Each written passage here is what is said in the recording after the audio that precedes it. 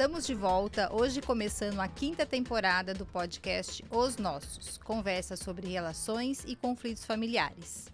Eu sou a Dora Awad, fundadora do EP, e essa temporada vai ser com convidados especialistas em assuntos de família. Estamos gravando aqui no Espaço Compasso Colab. Hoje eu estou aqui com a Luciana Grimber, minha sócia, e o juiz Dr. Mário Assunção. Dr. Mário Rubens Assunção Filho é juiz de direito, titular da Vara de Violência Doméstica e Familiar contra a Mulher em São Bernardo do Campo. Formado em Direito pela PUC, com pós-graduação em Direito Processual Penal pela Escola Paulista de Magistratura.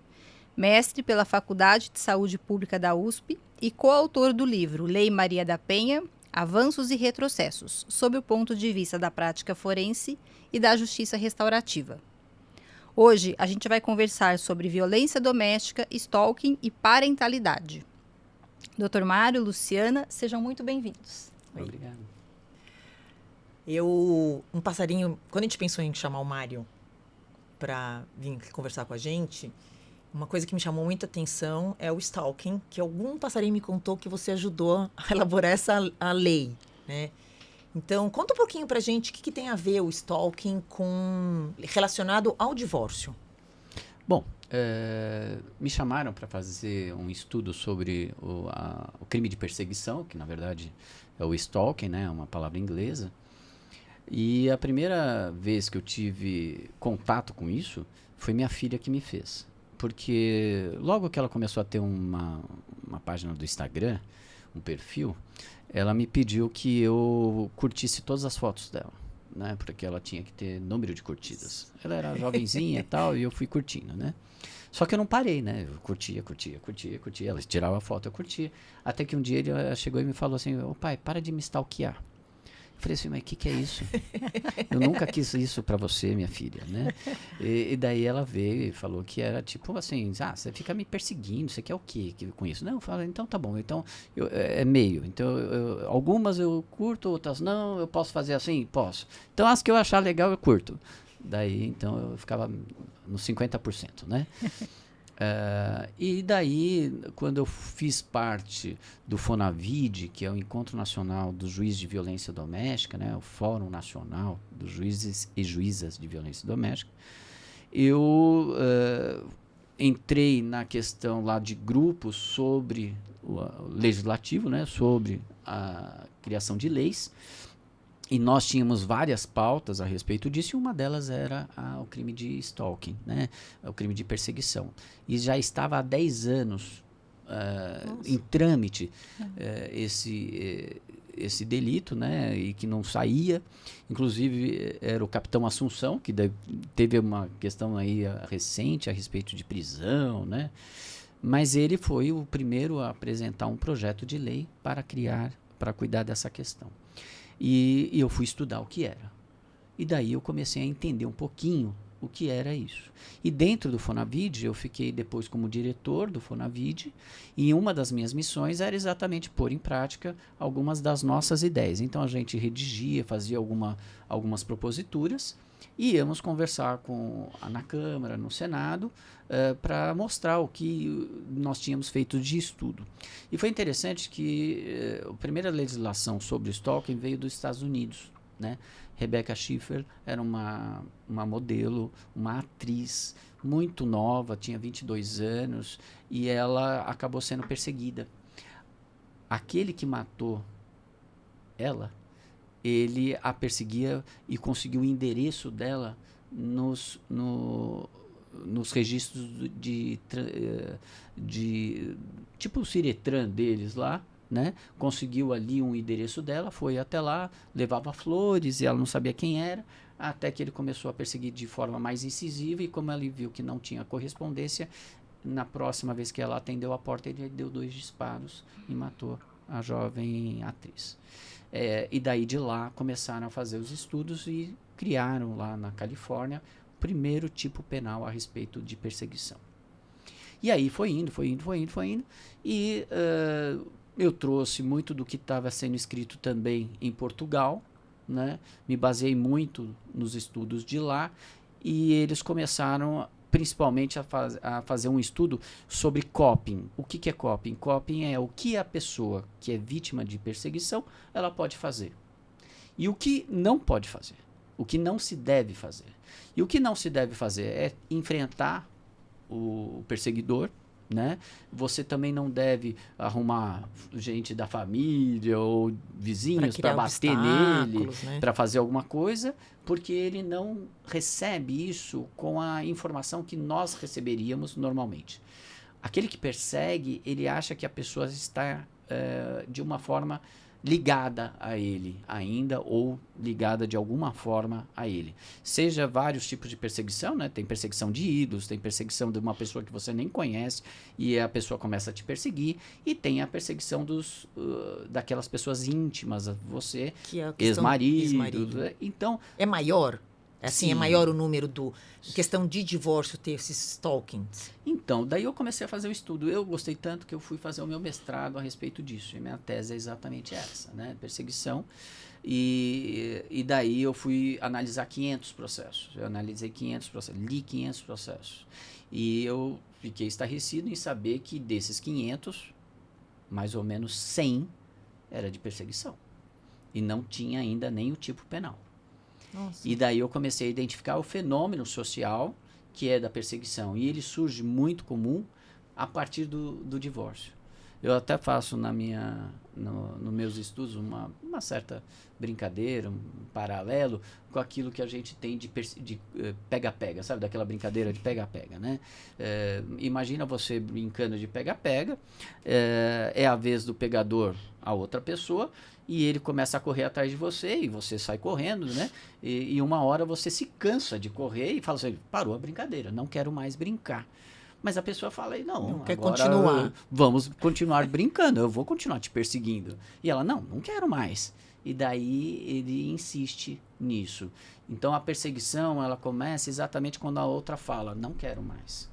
É o trigger para ele chegar e falar, não, agora que eu vou perseguir até o final. Porque na verdade ele acha que a pessoa ainda quer estar com ele. Né? Então, aí no divórcio tem essa história. Ela quer continuar casada comigo, ou eu quero continuar casada com ela, é isso? Aquela história do não é não, né?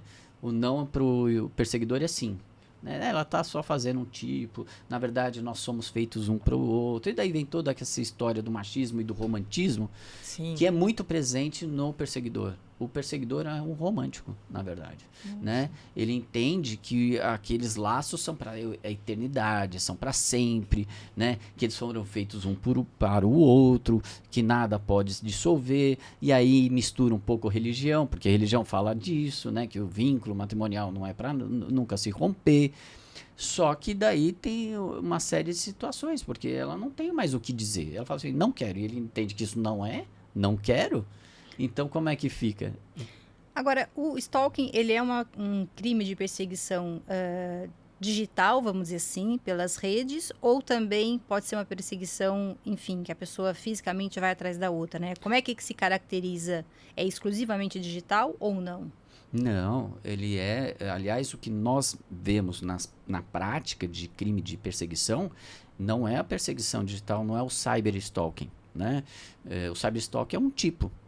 Em que você usa, eu até gosto de usar uma fala assim da vida digital e da vida tangível, né? Porque é fácil da gente falar da vida digital, mas a gente esquece, e como é que a gente vai falar dessa vida de carne e osso, de toques e sensações, né? A gente não tinha um nome para isso, eu falei da vida tangível, né? Aquilo que a gente consegue tangir as coisas, né? E o mais comum é a perseguição, por exemplo, da pessoa que fica indo atrás na casa, fica passando na rua. Veja, ela não entra na casa, mas ela fica passando e você vai sair de casa, você vê o carro, você vê a pessoa, né? Teve uma perseguição muito interessante, que é interessante para a gente que estuda, né? Mas para a mulher deve ter sido pavoroso. A pessoa deixava o carro estacionado na frente da casa. Ele não ficava dentro do carro, mas ele fazia questão de deixar a vaga na frente de casa, o carro, só para dizer, estou por aqui. Assustador, então, né? E a violência, ela é o objetivo, assim, na verdade, chega a violência não só física, né? Mas também psicológica. Você acha que stalkeador, ele visa isso? Perturbar a pessoa ou ele tá ali para... Vou completar. Ou talvez uma forma de controle. Ah, boa. Uma outra hipótese é que seja uma forma de controle. Não sei. Ele se engana. Ele acha que a pessoa ainda o quer. O quer. Né? Então, ele romantiza essa situação. Então, na verdade, ele não quer causar um mal. Né? Ele não quer causar uma violência psicológica, né, na pessoa. O que ele tenta fazer? Ele tenta se aproximar, porque ele não consegue viver sem ela. Né? Então, e o maior a dependência número dele, né? Ele acha que a outra vive sem ele, mas a dependência dele. Eu quero viver com essa pessoa. Exato. E daí ele começa a se inserir, ou tenta se inserir na vida dessa pessoa, né? É como se fosse uma simbiose, né? Um parasitismo, né? A pessoa não tem que estar na vida do outro, porque ela não vê vida dela sem sentido, sem graça. A gente poderia dizer que a vítima do stalking pode ser ou alguém que já teve vínculo com esse perseguidor, ou não, por exemplo, no caso de um ídolo, né, alguém famoso que às vezes nem teve nunca nenhum vínculo com esse perseguidor e mesmo assim pode ser vítima de stalking. Faz sentido? Essas duas categorias, sentido. Vamos dizer assim? Nós tratamos assim do tipo de perseguidor, né? Então nós temos aí 5 tipos, né? O de ídolo, o de relacionamento íntimo, que já foi companheiro, aquele que nunca conheceu, aquele que também nunca conheceu, mas ele viu uma vez, né? Então, por exemplo, é a pessoa que... Fez conexão, né? Fez conexão. Foi na padaria e a pessoa sempre está tomando café na padaria. E ele começa a achar que existe uma relação ali, porque ele constrói isso, né? Ele na cabeça dele. Não é uma questão esquizofrênica, porque senão a gente vai falar que sempre o perseguidor é um doente mental, e não é um inimputável, e não é isso. Os inimputáveis são parcela pequeniníssima dos perseguidores, né? Aí ele tem o erotomaníaco depressivo, que é uma coisa extremamente grave, né? Porque é um caso de psicopatia, ou seja, ele quer aquela pessoa e ele inverte, ele começa a achar que é a pessoa que o persegue, porque ele cria uma falsa realidade. Olha só. Então tem esse também, é o doido, né? E existe uma diferença, a gente está falando até em masculino, né? Perseguidor. Existe, a maioria é homem ou existe muita mulher também que é perseguidora? Veja, existem muitas mulheres que são perseguidoras também. Agora, a maioria que se apresenta nos casos para a polícia, para tal, são as mulheres. Como vítimas. Como vítimas. 80% são mulheres. Das mulheres vítimas. Sim, são vítimas, né? Agora, os homens também são. E as mulheres, elas têm uma peculiaridade quando elas são as perseguidoras. Elas têm, pelo menos eu tenho visto isso na prática, um requinte de perseguição maior. Né? Homem, por exemplo... Em que sentido? Ela consegue inverter a situação de uma forma... Eu já vi uma vez um caso, por exemplo, em que a pessoa... Ele estava doente, conheceu a pessoa pelos aplicativos da vida, a pessoa começou a namorar com essa pessoa e quando ele ficou doente, ele teve que ficar em casa, ela falou, não, eu vou te ajudar. E mudou para casa dele. Né? E continuou na casa dele. Ele falou assim, mas o que você está fazendo aqui? Minha casa, eu não quero você aqui. Daí terminaram o relacionamento, e ela ficou condoída, né? E daí começou o jogo de pega-pega, né? E daí ela falou, não, mas como assim você vai ficar sem mim? E ela queria algo mais, ela queria até uma questão patrimonial, havia ali, mas o que aconteceu? E ela que batia nele, porque ele estava acamado com as costas quebradas lá tal. E ele era pescador, quer dizer, assim.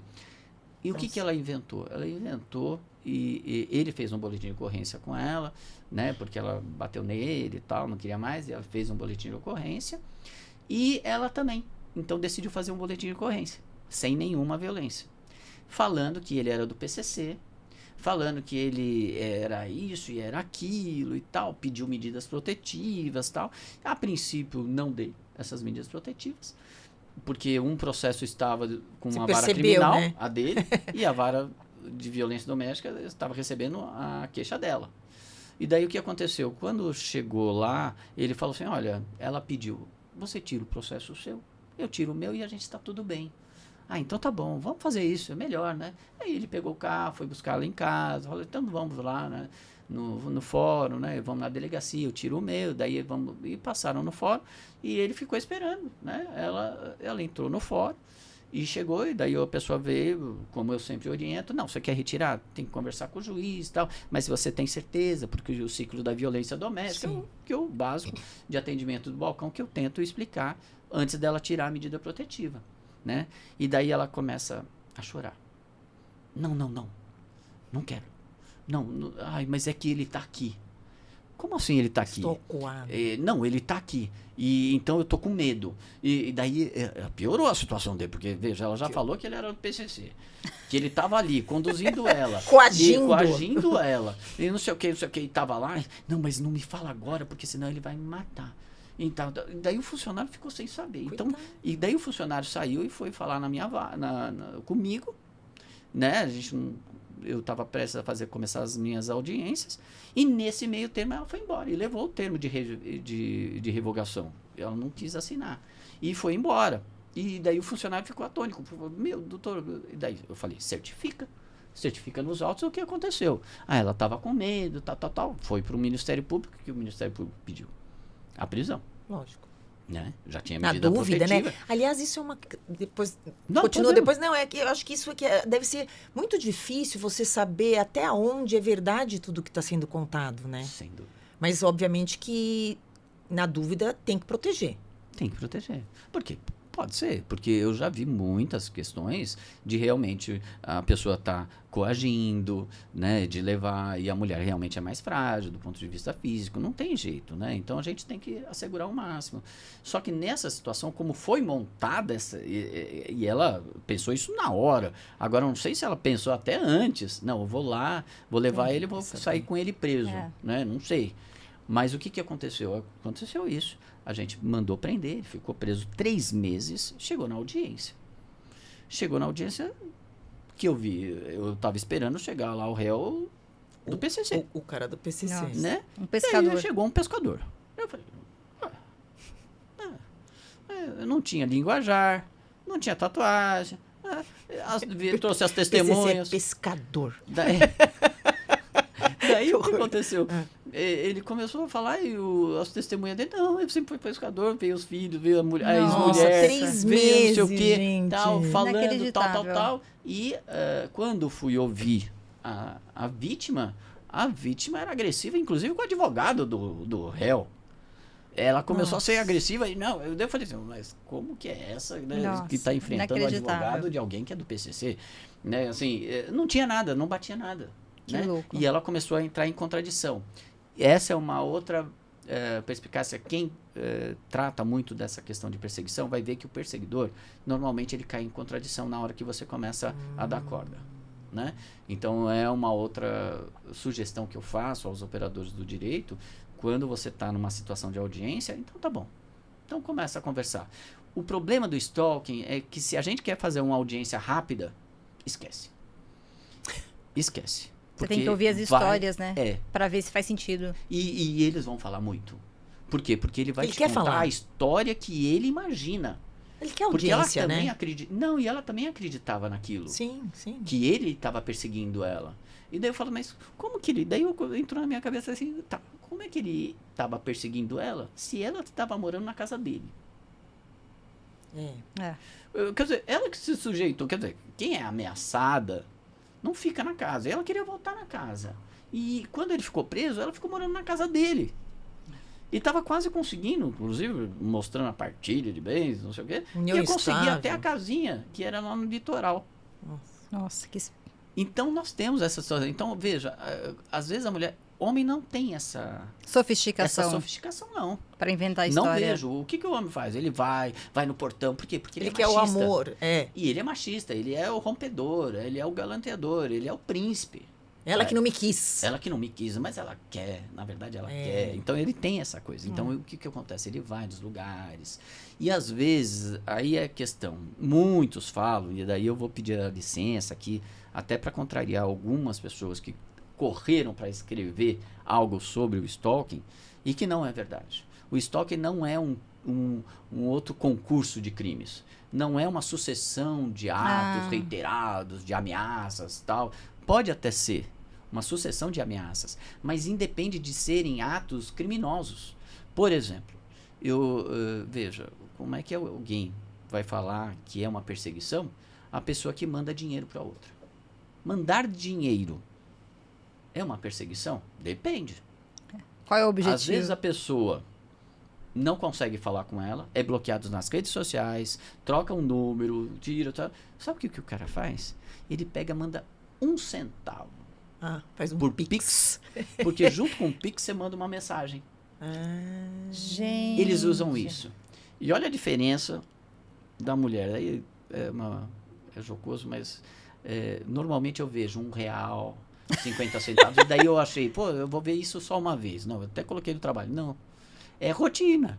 Tem muito Pix sendo enviado De porque eu 50? uso aquilo para mandar a mensagem. Eu nem E sabia daí que vai a uma mulher, mensagem junto. pois é. Ai, não, Acho eu que eu não tô lendo já a tinha tela escutado direito. isso. Já tinha escutado isso tem gente que fica conversando por Pix. E Nos daí- divórcios, quando tem questão de traição, às Gente, vezes é por E daí o Pix. que acontece? Às vezes, a mulher, eu vi daí uma mulher. A mulher fez a mesma coisa. Só que a mulher deu R$10.000. Nossa! Então Tá daí eu vendo? falo, nossa, Sofisticada. Você... o homem, porque ela quis comprar, né, a pessoa. Ela mandou a mensagem de amor, mensagem lá, de tentar, porque qual é o objetivo do Chamar atenção perseguidor? também, né? É voltar ao relacionamento. Ele entende que há como voltar. Só que ele fica entre a violência e o carinho. Agora, eu vou fazer uma analogia, agora que você está falando sobre isso. Isso também na questão da violência mesmo, né? Eu Doméstica. entrar no ciclo da violência. Porque é isso que acontece, né? A pessoa que bate, aquela que apanha e fala que não quer mais, ele volta com flores, Isso. carro. Sempre tem o arrependimento. E o arrependimento Em tese. ligado a uma questão monetária ou de agrado econômico, né? Quer dizer, Para como é- justamente o outro. Porque às vezes, dependendo da classe social, mas assim, às vezes você não tem o poder econômico, mas você faz o agrado do. Sim. E aí a pessoa perdoa, e também isso é aquela. Quer dizer, como é que o Sim. stalking está relacionado com o ciclo de violência? Ele está totalmente relacionado ao ciclo da violência doméstica. Por quê? Porque além dessa situação dele jogar muito e falar assim, eu amo muito, eu faço de tudo, eu estou em todos os lugares, que, por exemplo, um stalker gosta de fazer. Ele gosta de ficar no portão com chuva. Ele fica no portão da Tipo casa filme. da pessoa, tipo filme. Que aí também ele fica de vítima, Porque ele né? mostra, ó, tá vendo como eu Eu tô te sofrendo. amo, tô sofrendo. Sim. Essa sofrência é impressionante. Que horror. Né? Eles chegam a falar na audiência e falam assim, olha, não, eu nunca mais vou olhar, tal, apesar de eu saber que nós fomos feitos para sempre. Né? Apesar de que ela é a mulher da minha vida, que não sei o quê. E ele fala, né? O que acontece na violência doméstica? Então vamos lá do ciclo da violência doméstica. O que é o ciclo? Tem 3, normalmente se fala em 3 estágios, né? O primeiro seria a fase da tensão, a segunda fase é da explosão, a terceira é da lua de mel. Né? E daí eles começam todo o ciclo lá, porque não se conversa, e aí é muito interessante, eles não se conversam sobre os problemas de fundo do casal.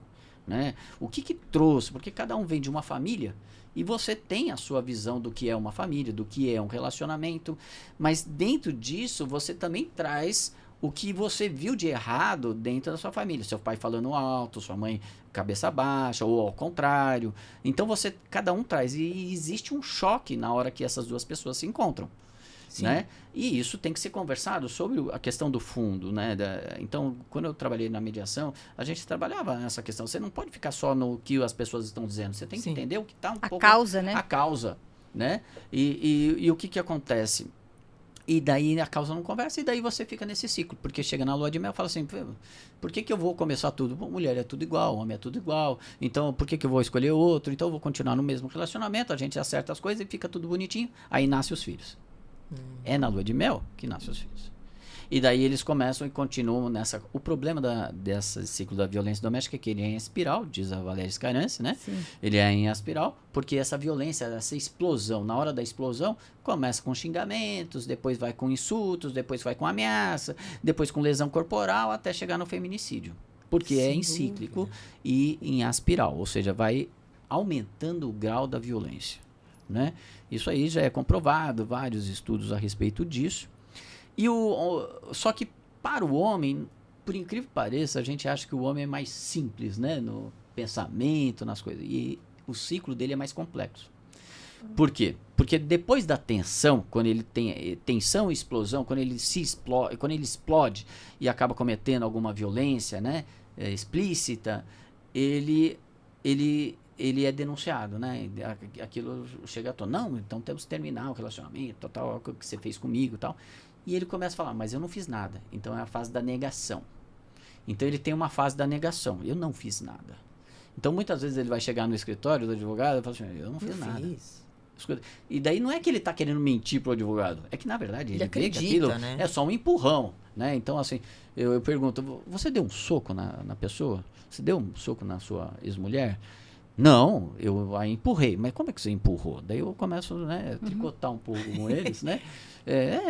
Como é que foi? Não, eu fiz assim. Daí ele começa a mostrar o braço dele, né, indo em direção ao corpo dela.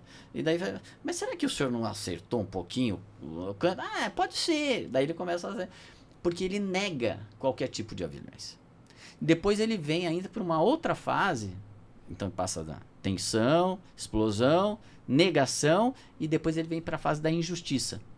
Ele fala, tá bom, eu cometi, tudo. Mas não era para tanto, eu não precisava ir na polícia, não precisava falar para a família, né? Não precisava falar para os filhos, não precisava eu sair de casa, foi exagero, a gente podia ter se acertado, tal, e depois ele vai para a lua de mel. Né? Então, veja, tem 5 fases para o homem, né? A gente acha que o homem é mais simples, né? E ele é mais complexo nessa questão. Mas é um ciclo que eles dois vivenciam. E como que o poder público ajuda essas mulheres, assim, nessa violência e a questão, inclusive, da disciplinaridade, né? Tão importante. Tão importante. O juiz da violência doméstica ele não pode ficar apenas na questão dos processos, né? Ainda mais que vira e mexe nós temos ainda bem, né? Um processo de medida protetiva que é civil, né? De natureza civil. Né, um recurso contra aquilo lá é um agravo, da sentença é apelação e assim por diante. E o criminal, né? Por quê? Porque as penas são baixas, né? E não resolve. O que acontece? O réu de um processo de violência doméstica normalmente é aquela pessoa que você adoraria tomar uma cerveja, que você adoraria tomar um café, é mesmo? Que você sairia... Sim, porque é o bom pater família. É a pessoa boa. Tá se divorciando, tá se separando, tá naquela fase, gente ama boa. demais a pessoa. É. Sim, qual que é o crime dele? Assim, vamos pensar no stalker, né? Ele ama demais a pessoa. Ele né? Não é enrugado com, né, que nem aquelas... Não é o feio, lombroso, entendeu? Não é um criminoso que tá ali, que nunca teve uma socialização. É engraçado a gente falar em ressocialização, né? Porque às vezes as pessoas que normalmente cometem crimes, né, de furto, roubo, tráfico e tal, eles nunca foram socializados. Né? E a gente fala em ressocialização. Né? Interessante, O cara primeiro tem que passar para a escola, né? Tem que saber o que é certo e errado, né? E normalmente esse é o problema da execução penal. Mas, voltando para o nosso assunto, o que nós temos desse réu de violência doméstica? É o cara normal, que trabalhador, ele fala, eu segui a cartilha, veja, eu casei, eu nunca traí. Eu segui a cartilha. Eu tive filho, eu sustento a casa. Eu sou provedor. Eu sou provedor da casa. Eu faço as coisas certinhas. Agora, meu pai fez isso, meu avô fez isso, meu bisavô fez isso. Desculpa, fez isso o quê? Foi não, violento?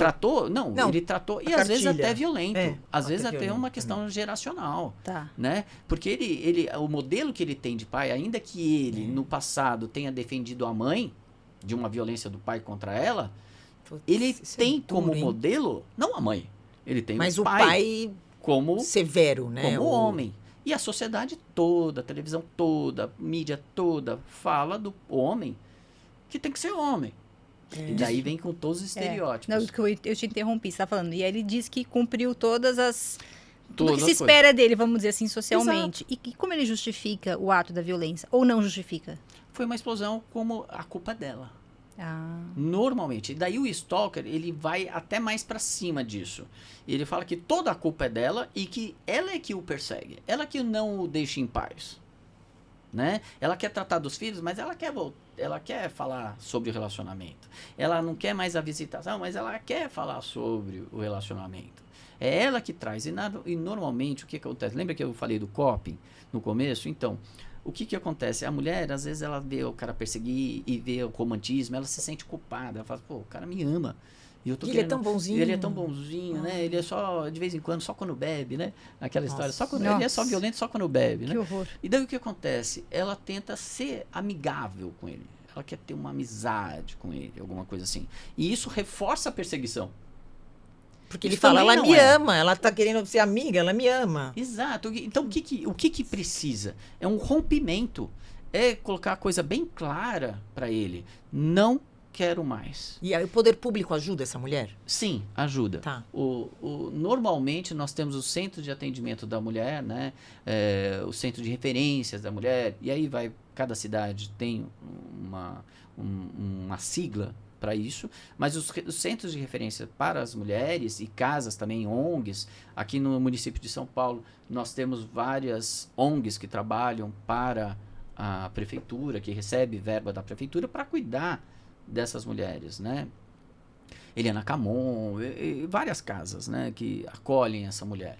E nós temos entre as medidas protetivas, inclusive, a possibilidade de você colocar essa mulher num abrigo, né, junto com os filhos, junto com o cachorro, o papagaio. Ela Mas vai tudo. efetivamente acontece? Acontece. Tá. Acontece, e elas ficam e mudam de centro para não... Veja, eu que sou o juiz da violência doméstica, eu não sei onde é esses abrigos. Né? Então é extremamente sigiloso, abrigo sigiloso. Né? Então, além dessas medidas, nós temos para a mulher também, em muitos casos, por exemplo, em São Bernardo, nós temos o CRAM, que é um trabalho de serviço que ele coloca até serviços da rede. E daí a gente estava falando da multidisciplinariedade. Se o juiz da violência doméstica não tratar em rede, trazer uma rede de atendimento, ele não vai conseguir, porque não basta você condenar o cara que ele ainda entende que ele está na fase, por exemplo, da injustiça ou da negação. Ele fala, tá bom, fui condenado 1 mês, vou ter que aqui assinar a carteirinha, 3 meses, vou ter que assinar a carteirinha, 1 ano. Tá bom, vou assinar a carteirinha, eu nunca fiz nada de errado, né? Eu não pago minhas multas, né? E daí ele não vai entender. Então, o que nós temos que fazer? Um tratamento, né? Uma intersecção junto com psicólogos, com a rede da saúde, com a rede de educação. Isso é super importante, né? Então, nós temos que trabalhar. E daí, nessa situação, é que eu começo a fazer, como juiz de violência doméstica, projetos. Projetos, por exemplo, aqui em São Paulo a gente fez projetos do Tem Saída, no Justiça de Saia, né? Que é um órgão feito pela... não é uma ONG, mas começou com página da Instagram, né? Onde projetos eram feitos. E a doutora Gabriela Mansur, ela era promotora de justiça, trabalhou junto comigo, então a gente fazia alguns projetos, entre eles o Tem Saída. O que é o Tem Saída? É trazer emprego para as vítimas de violência doméstica. Às vezes elas não conseguem se separar porque elas não têm condições de cuidar dos filhos e dela. Porque fica um controle econômico, né? Sim, que é uma das violências simbólicas, é o poderio econômico, né? Um dos poderes sociais que nós temos é o capital, né? O poder capital. Quando a gente fala nos dados do IBGE, do número de divórcios no Brasil, né? A gente faz essa pesquisa para trazer para o aplicativo. O número geral Brasil, né? Você deve saber disso, são para cada 3 casamentos, 2 terminam. Mas esse número é o geralzão Brasil. Se você sobe a classe econômica, esse número aumenta. Por quê? Porque muitas vezes a mulher tem uma independência financeira nas classes mais altas e aí ela consegue se separar. Ela não fica presa à questão econômica no casamento. E nas classes mais baixas, o contrário, né? Como muitas vezes há essa dependência, até um medo de não dar conta, né, da família. Eu imagino que às vezes a mulher fica não só no casamento, mas pode ser até numa situação de violência, infelizmente, com medo de não conseguir ser a provedora dos filhos. Faz sentido? Faz, porque a mulher ela pensa muito nos filhos. Ela fica sob violência, mas ela prefere não tirar para alimento cuidar, dos né? filhos. Né? Agora, nessa rede de apoio, né, nesse atendimento que o judiciário faz e toda essa rede que apoia, tem algum atendimento para os filhos? Como é que fica? Porque eu queria entrar um pouco nessa questão da parentalidade, né? Como é que ficam os filhos nesse contexto de violência? A gente chama dos filhos da violência, né? E, na verdade, quando você ajuda a mãe, e daí também tem uma série de projetos que visam tirar também a invisibilidade do pai, né, do autor da violência, né? Mas os filhos, eles vão juntos, eles recebem também essa questão da visitação, eles recebem também tratamento psicológico, né? Então, quando você faz esse tratamento multidisciplinar e você coloca na rede, por exemplo, você coloca as crianças também, né? Então não é só para a mulher, também para as crianças. Lógico, você não vai dar trabalho para a criança, mas você vai dar atendimento social, psicossocial. Isso varia muito de cada cidade, né? Cada cidade às vezes tem o seu projeto, sua estrutura, né? a sua estrutura, né? O bom é que a gente está iniciando nisso. Isso está sendo frequente nos encontros de juízes, é exatamente a necessidade de fazer cada vez mais projetos referentes a esse acolhimento da mulher, né? Tá. A gente, quando fala também, né, do uso do aplicativo, dos nossos, a gente fala principalmente para os casais que têm dificuldade de se comunicar, né? Então, para garantir uma parentalidade efetiva, a guarda compartilhada e esses filhos serem cuidados, para os pais que não conseguem se falar ou que brigam toda vez que falam, mas também no contexto de violência doméstica, né? Mas tem um ponto super delicado se a comunicação dos pais pelo aplicativo poderia, de alguma maneira, romper a medida protetiva. Claro que depende da medida protetiva, porque algumas são mais restritas, né? E outras não tanto. Como é que o senhor vê isso? Será que tem a possibilidade de haver uma comunicação? Claro que depende do caso, mas de maneira geral, ou a gente pode colocar a mulher em risco se ela se comunicar por um aplicativo, seja os nossos ou outro? Não, só os nossos, não outros. Ótimo. Não, porque assim, a verdade é, assim, meu sonho de consumo, de verdade, quando a gente, né, a Dora criou o aplicativo e eu entrei nessa aventura com ela, é justamente poder dar a essa pessoa a comunicação, a possibilidade de comunicar com o outro, porque como é que ficam esses filhos, né? A nossa preocupação que a gente chama os nossos, porque a gente tem que tomar conta dessa turma que a gente tem que tomar conta. Então, assim, poder falar sobre assuntos importantes é fundamental, mas também assegurar aquela que sofre a violência para ela também se prevenir. Só que acaba se misturando, né? Porque quando você tem a medida protetiva, aí não pode nem ver e nem falar. Mas tem coisas que têm que ser discutidas, né? Um filho que está doente, alguma questão da convivência, e o que você... alimentos, imagina. Sim. Só. E aí a gente queria saber como que você acha que o aplicativo pode ajudar, e se pode ajudar, e se de repente essa comunicação pode violar essa ordem de não falar, né? A pergunta geral, um pouco assim, se faz sentido ter uma ferramenta para que esses pais se comuniquem para falar da parentalidade, mas a gente tem que tomar muito cuidado para que essa mulher não seja mais vítima estando nesse contexto, né? Então, como é que a gente cuida dessa mulher? Ou que não vira um Pix, né, também. A pessoa usa essa ferramenta para continuar a violência. Veja, nós temos, quando a gente fala em suspensão do direito de visitas, daí não tem realmente nenhum tipo de contato. Mas enquanto você dá a medida protetiva para que ele não se aproxime nem fale com a mulher, né, não entre em nenhum tipo de contato, é uma das medidas protetivas, você até autoriza para que as visitas sejam feitas, ou o envolvimento do pai com a criança, né, para não perder o vínculo, seja feito através de terceiras pessoas. Então, por exemplo, pessoas da família, que já indicados, vão lá, buscam a criança, levam e assim por diante. Elas acompanham essa convivência? A terceira pessoa? Então, essa terceira pessoa, o que acontece? E esse é o que nós vemos na prática, né? O que acontece? Ela vai falar, você viu que ela mudou de endereço? Ela tá bem. Porque, de uma certa forma, ele vai querer saber, às vezes, o que está acontecendo. Se ele não consegue esquecer, se ele tem uma questão de ainda querer o envolvimento e tal, ele vai querer, de uma certa forma, mas ela estava bem? Você viu e tal. Então, de uma certa forma, existe uma troca de informações, né? E aí nós estamos falando de linguagem através de uma terceira pessoa, ao olhar dessa terceira pessoa, né?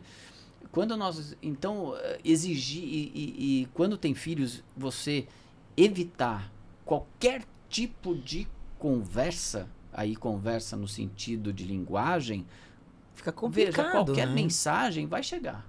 Mensagem dele para ela ou dela para ele vai chegar através de uma pessoa interposta. Então, eu acho que, da mesma forma, um aplicativo ele pode fazer essas vezes, né? Por exemplo, você não precisa chegar para sua mãe que vai buscar o filho e tem medida protetiva e perguntar, olha, como é que vai ser as férias? Né? Como é que vai ser? Tá precisando de mais alimentos? Como é que vai ser essa conversa? Você vai perguntar, olha, pergunta para ela se ela precisa. Daí fica um telefone sem fio. Né? E, em geral, desculpa, alguém de uma das famílias Que está contaminado pelo outro, né? que tem uma visão Sem dúvida. parcial do seu então, familiar. neste sentido, veja, como é uma questão muito nova, né, que vocês estão me trazendo, eu, como juiz, eu autorizaria. Por quê? Porque eu acho que esse terceiro, que é o aplicativo, ele não traz essa carga emocional. Ele é mais neutro. Ele é neutro. E, além de ser neutro, ele estabelece limites Objetivo, daquilo que vai se conversar. Sim. Né? É tipo assim, sim, não. Não é valor tanto. Então, não tem muito. Ó, esse fim de semana é meu. Quer dizer, não tem uma conversa. Ah, mas você poderia. Ah, pensa bem. Não, não é isso. Textão, né? É. Adoro textão. Não vai ter textão. Vai ter, tipo, é isso, é aquilo. Mas Aliás, objetivo. é até alguma coisa interessante vocês terem junto nesse aplicativo algo que restringe ainda mais em havendo medidas protetivas. Então, por exemplo, você entra lá, há medidas protetivas? Se há, de quem para quem? E daí, É interessante isso, porque a gente fez de uma maneira que tem as duas possibilidades. Quem só quer responder sim ou não, responde as demandas e pronto. E quem gosta de conversar, tem o campo para escrever. Mas com limitação, né? Que a gente quer também que as pessoas se comuniquem. É claro que com violência é outro contexto, mas de maneira geral a gente quer que as pessoas conversem. Então sempre tem o campo da conversa. Agora, essa sugestão é interessante, né? Que se for um caso, um contexto de violência, que só possa responder sim ou não, e não se abra os campos... Pelo que eu vi do aplicativo, você pede e solicita ali, como se fosse Isso. solicitar uma amizade, né? Isso. Você solicita a amizade, a outra parte fala, não, mas tudo bem, mas eu quero amizade, mas Restrita. Sim, porque eu tenho medida protetiva. sim, E daí, ok. Então, daí aquele aplicativo, ele fica limitado ao sim e não, e acabou. Eu acho que é uma sugestão interessante. Por quê? Porque onde tiver espaço, a pessoa vai usar. Vai usar no sentido de ser... De uma certa forma, tentar ingerência. Por exemplo, eu quero conversar com meu filho. Então, eu dou um celular pro meu filho para ele ficar conversando comigo. Então, eu não... Mostra aí a tudo casa bem. do papai. Exatamente. Ele sempre faz chamada de vídeo. Isso é constante nas varas de violência doméstica. Nossa. É sempre chamada de vídeo.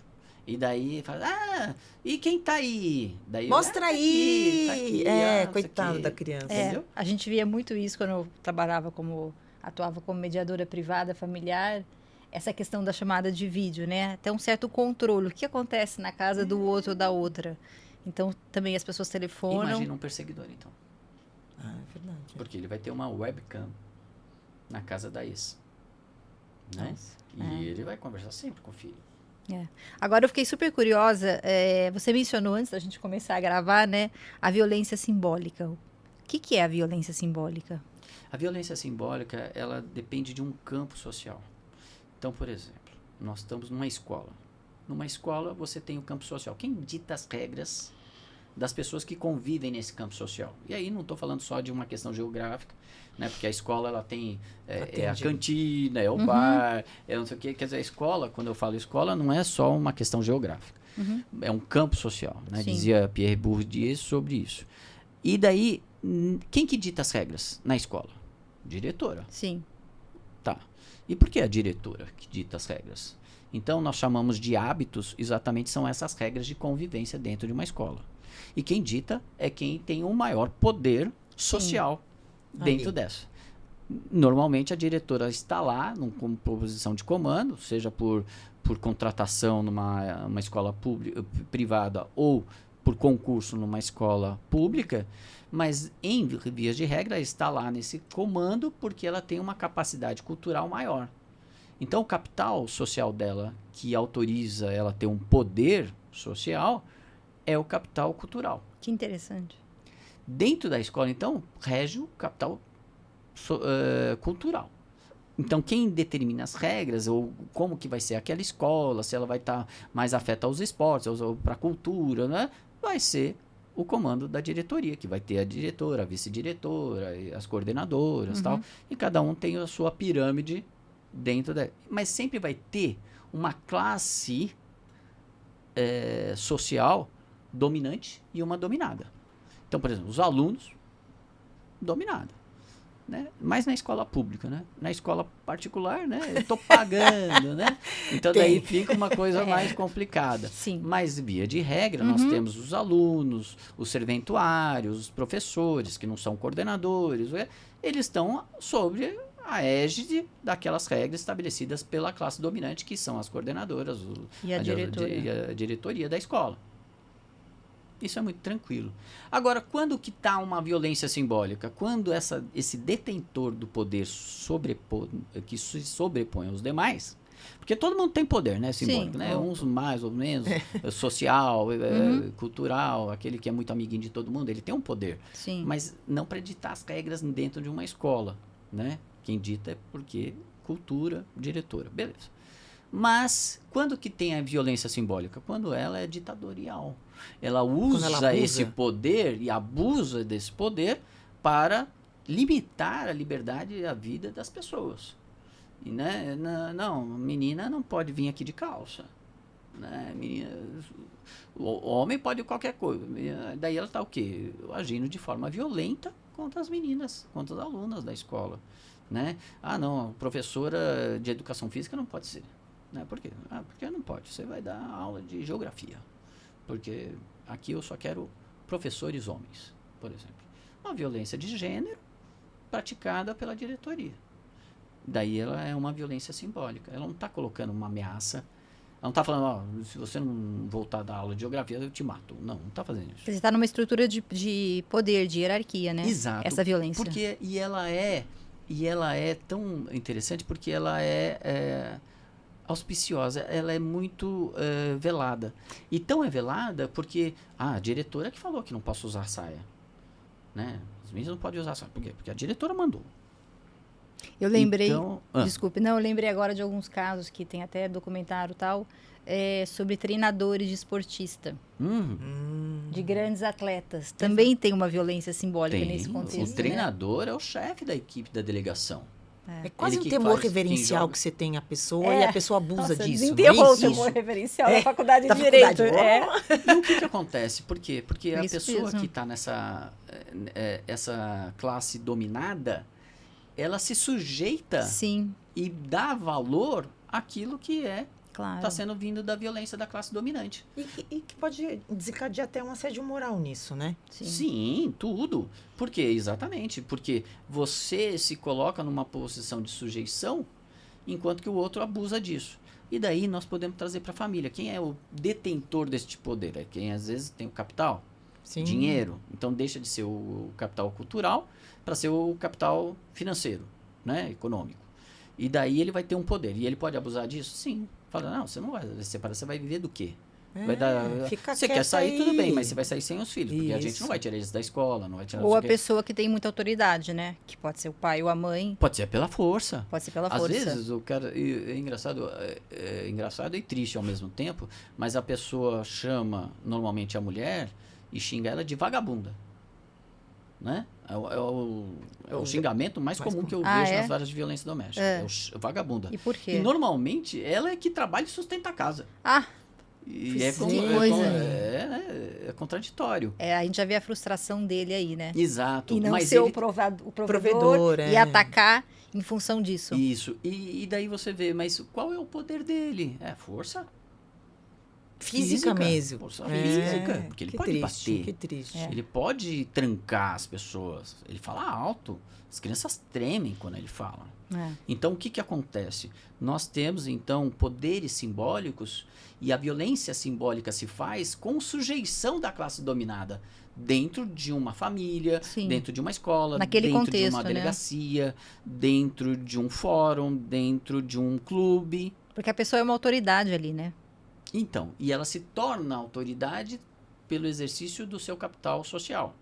Agora, quando ele abusa desse capital social e ditando as regras, aí é que nós temos a violência simbólica. E o stalking, ele tem por base o machismo, que é o que autoriza o homem a falar, não, mas eu como homem não posso ser largado. Olha só. Eu como homem não posso, eu amo ela. Eu a amo. Então, como é que eu vou... Assim, não, você não se separa de mim. Que Deus uniu, ninguém se separa. Então, o que E acontece? até às vezes o cara nem é tão legal assim, mas o fato dela ter tomado a decisão de sair desse relacionamento já o deixa nessa posição do tipo, como assim? E Exato. isso independente de classe também, porque isso eu Independente também via, de classe. eu via muito na mediação também, Sim, independente essa de mesma classe. postura. Então, a violência simbólica, ela se perfaz em relação à violência doméstica exatamente com base no machismo. O machismo é que dá um poder ao homem de falar por último, de falar, então, quando o homem fala, todo mundo escuta, né? Então, por exemplo, ele fala... Chefe da família, Então, né? o chefe da família. E daí ele tá lá, e ele pratica vários atos reiterados, por exemplo, esperar a pessoa sair da academia. Ainda fala, o que você está fazendo aqui? Não, a rua é pública. Eu tô aqui. E daí ele tá. E daí o que autoriza ele aí?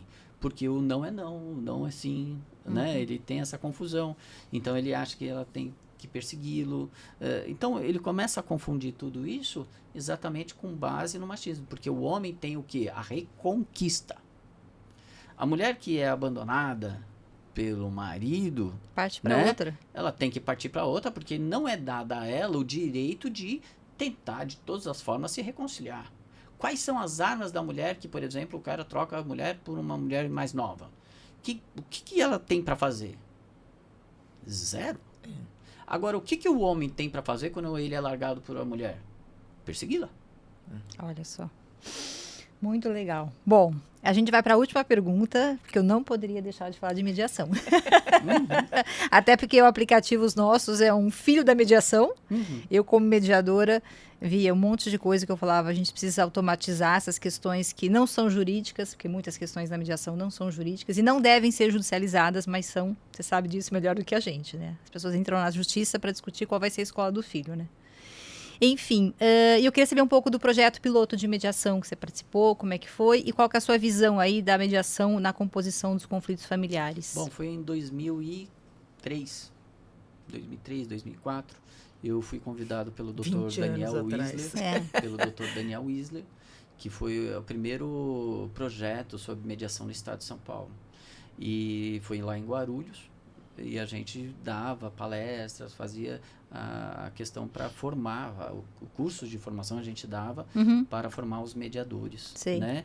Então a gente falava da família, falava e principalmente a gente batia muito na diferença entre conciliação e mediação. Sim, isso é importante. Né? Por quê? Porque a conciliação, né, você tenta ver o que as partes, tal, não sei o quê, mas o conciliador ele tem uma ascensão sobre a sua... Escuta, você nunca vai conseguir isso. Ele fala, né, é melhor um mau acordo do que uma sentença... Uma boa demanda. Uma boa sentença, porque você não vai conseguir, você vai ter que executar. Então ele joga com as dificuldades do mundo para aquela pessoa. E daí o que as pessoas saem lá pé da vida, porque nunca você vai ter as pessoas saindo, ai que bom, eu fiz uma conciliação. Não, normalmente as conciliações que a gente fazia na área da família eram conciliações dolorosas, né? As pessoas saíam quase imposta, né? Imposta.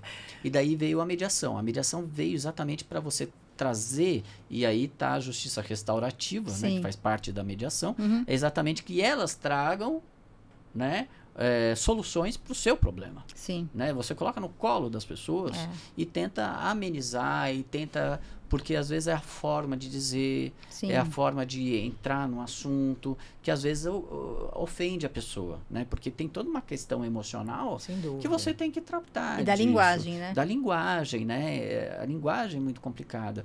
Então você está ali mediando as pessoas, né? E você começa a colocar, principalmente, eu tentava dizer para as pessoas, advogados, não tentem julgar. Não tentem julgar, porque senão as pessoas vão querer que você dê uma sentença. Ou então as pessoas vão querer dizer, tá vendo? Você não concorda comigo? Né? Então, assim, porque ela vai querer alguém que balize e dê sustentação. E tem que trazer as verdades daquelas duas partes, né? Não é o outro. Tem que aqueles terem o compromisso de tentar solucionar aquela situação. Exato. Então a mediação é bonita por conta disso, né? Porque as pessoas vão tentando achar um caminho melhor e falam assim, não, a vida é isso, não tem solução mágica, né? A solução que nós temos é a força, não é legal. Nós temos uma solução melhor que vocês, dentro da família e tal, você começa a ver exatamente aquilo que eles trouxeram, cada um da sua família. E daí você começa. Então, por isso que é interessante você conversar primeiro com uma parte, conversar com a outra, daí Sim. você junta os dois. Isso é mediação, É. né? Agora, o problema na violência doméstica é que você tem já um poder, uma questão de briga de poder. Sim. Então, daí você vai conversar, e daí na hora que você junta os dois, aí a pessoa fica com medo. É. Sim. Sim. Então, É bem delicado nesse quando contexto. a gente fala de justiça restaurativa numa situação de violência doméstica, quase é impossível você fazer programas neste sentido. Uhum. Porque não é só uma questão de divórcio. Porque, É. por que teve a O pano violência de fundo doméstica? é... A Lei Maria da Penha veio exatamente por conta disso, porque vamos defender a família, vamos defender e as pessoas que estão lá e que são subjugadas dentro da família. Não, e até a mulher que é vítima, ela chegaria na mediação já num Já desequilíbrio, desproteger. porque ela está com tanto medo que já está desequilibrado ali. Mesmo que você coloque as duas, elas consigam conversar, o medo dela já é o impeditivo de que ela esteja de igual para igual na mediação. Então é muito delicado, né? Porque Ela vai propor alguma coisa, daí ela olha para ele. sim, Posso exato. propor algo? Porque não é comum para ela essa situação. Então a gente tem que tomar cuidado nessas situações de violência doméstica, a questão de mediação, de trazer uma justiça restaurativa. Às vezes você está sendo até mais violento, está revitimizando aquela Sim. mulher. E, Mário, a gente conversou um pouquinho antes de a gente estar gravando. Também existe aquela turma que abusa, né? Dessa medida protetiva ou dessa bandeira da violência. Tem, como aquele caso que eu falei do stalking da mulher. Às vezes ela abusa porque ela está sendo pressionada por um advogado ou por alguém da família, né? Fala assim, não vou deixar nada para ele e tal. Fala que você foi abusada, fala não sei o quê. E às vezes vem com Distorce até essa coisa que é uma coisa tão importante, né? Criam falsas situações, inclusive de violência sexual. E coloca uma criança. Isso é Eu muito já vi grave. disso. Não, isso É gravíssimo. comum? Não é comum. Mas acontece.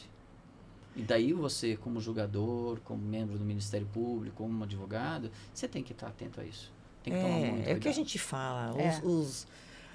Os atuantes na área do direito precisam ter essa consciência e não usar isso de forma leviana, né? Eu acho que a palavra é essa, leviana, de trazer uma coisa tão séria para levar uma vantagenzinha, né?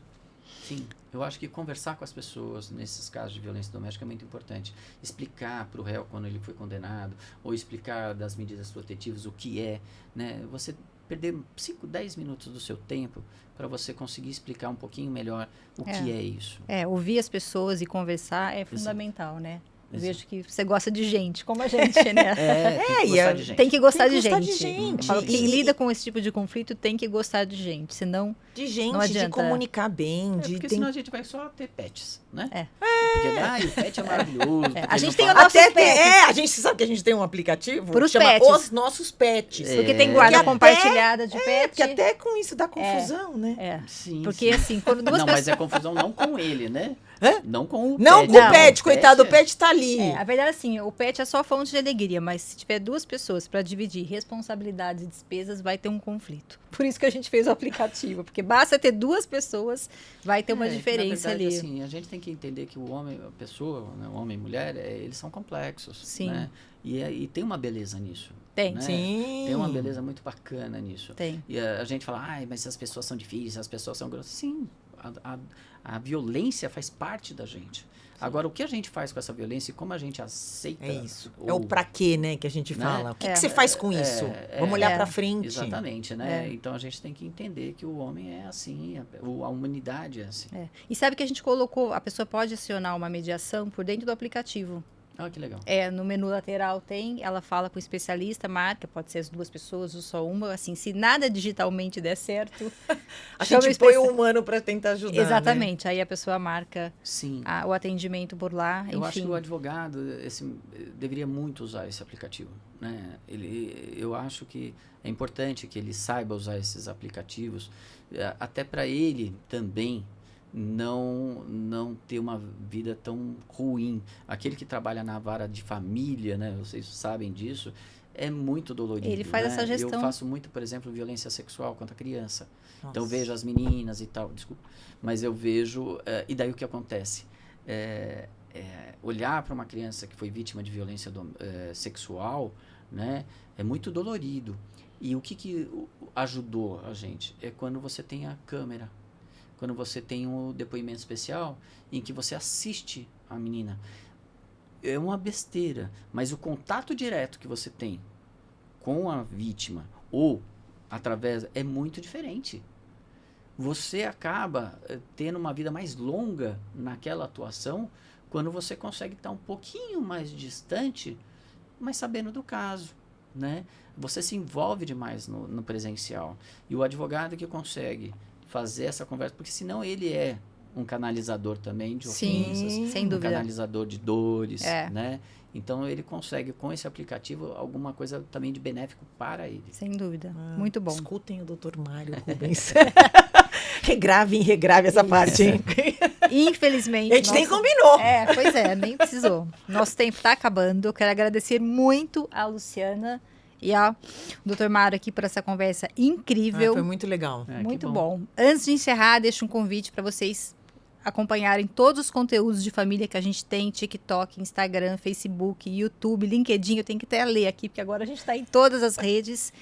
Ouvir as temporadas do podcast. Estamos no Spotify e outras plataformas também de podcast. Muito obrigada e até a próxima. Obrigada.